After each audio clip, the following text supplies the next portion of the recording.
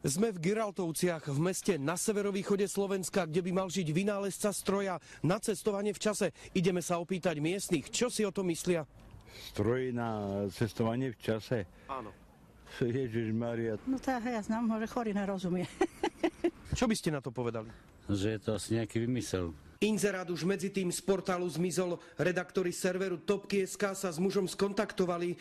Povedal, že zariadenie má pri sebe prikryté ručníkom. Aj v inzeráte bolo, že ho pošle na dobierku za 1500 eur. Prípadne treba prísť priamo do Giraltoviec. Mladého muža menom Jožino sme preto hľadali aj my. Jožino, Ježišmaria, koľko tu je tých Jožinov. Ale ktorý Jožino? Juhas? Nie je tu napísané priezvisko. Ten Jožko, co hraje sa mnou šľoch. Nepoznáte nejakého Jožina, ktorý by niečo také mohol vymyslieť? Nie, nemôže. Tu v Giraltovciach nie. To len taká finta. Aj keď v pravdivosť inzerátu nikto z nami oslovených Giraltovčanov neveril, niektorí by si v čase radi zacestovali. Vy by ste kam napríklad išli? No tak späť, do tých 25 rokov naspäť. Len tak najbližšie, že by bola robota. To, co ja už teraz že som už valutná. Do Prešova, ku cere a nazad. Mladého predajcu Jožina sme napriek veľkej snahe nenašli. Kto vie, možno je už v úplne inej dimenzii, hoci sám údajne priznal, že zariadenie nefunguje 100%. Určite sa nedá cestovať v čase. Nie. To je trošku scestné.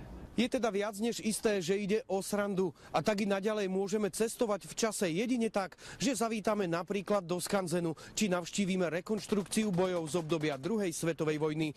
Zo severovýchodu Slovenska Pavel Sivák, televízia Markíza. Po 2 dňoch sme znovu v Giraltovciach a zdá sa, že sme Jožina, teda predajcu teleportu či stroja na cestovanie v čase našli. Tak teda, vy ste Jožino? Nie, Jožino je môj brat. A on teda odcestoval tým teleportom do inej dimenzie. Poviete si uletené, no tento mladík príbeh inzerátu rozvíja ďalej. Teleport je neviditeľný a je v Giraltovciach. Jožinov brat už málo používaný teleport predal. Má byť za týmito dverami. Môžeme ho vidieť? Samozrejme, nech sa páči. A nie je to klasická toaleta? Nie, je to teleport. Ako funguje, nám ukáže tento mladík. Vraj to môže vyskúšať len on. Ako človek, ktorý nie je poškvrnený pudmi, tak to vyskúšam. Nemôžem to vyskúšať aj ja? Nepoznám vás a neviem, či vy ste to mohli vyskúšať bezpečne. Spúšťam teleport.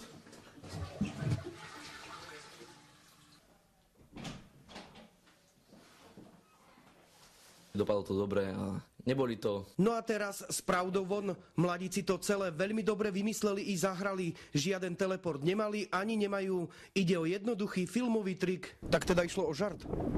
Áno, chcel som medzi ľudí vniesť trochu zdravej recesie. Na inzerát ale ľudia zareagovali, mnohí úplne vážne. Telefonátov mal tento mladík viac než dosť. Toľko som ich živiť v lži nechcel už, takže povedal som im, že ide o recesiu. Jožino síce existuje, je bratom jedného z tejto dvojice, no s inzerátom na predaj teleportu nemá nič spoločné. Títo dvaja mladíci sa v skutočnosti volajú Erik a Adrián a podobné žartíky zrejme budú vymýšľať i naďalej. Z Giraltoviec Pavel Sivák, televízia Markíza.